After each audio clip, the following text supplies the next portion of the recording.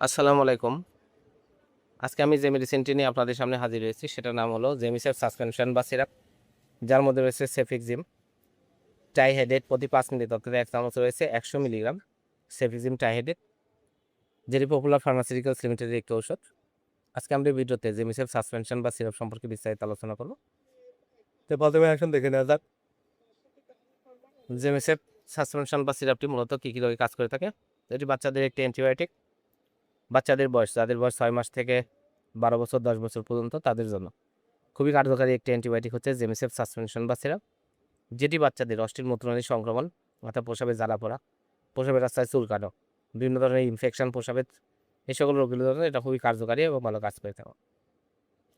এছাড়া এটি সাধারণ সর্দি কাশি জ্বরের জন্য, বাচ্চাদের আবহাওয়াজনিত সর্দি কাশি জ্বর সাথে শ্বাসকষ্ট, হাঁপানি, কাশি রয়েছে এ সকল রোগীদের জন্য, অ্যাজমা, ক্রনিক ব্রঙ্কাইটিস, অ্যাকোয়েড ব্রঙ্কাইটিস এসব রোগের জন্য এই জেমিসেপ সিরাপ বা সাসপেনশন অত্যন্ত কার্যকরী এবং ভালো কাজ করে থাকে।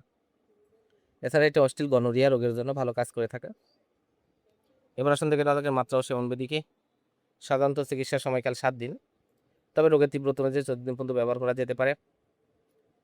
যেসব শিশুদের বয়স 6 মাসের ঊর্ধ্বে তাদের জন্য, যাদের বয়স 6 মাস থেকে 1 বছর তাদের জন্য হাফ চামচ করে দিনে 2 বার, যাদের বয়স 1 থেকে 4 বছর তাদের 1 চামচ করে দিনে 2 বার, যাদের বয়স 5 থেকে 10 বছর তাদের 2 চামচ করে দিনে 2 বার আপনারা সেবন করাবেন। 6 মাসের নিচে শিশুদের ক্ষেত্রে নিরাপত্তা কার্যকারিতা প্রতিষ্ঠিত নয়।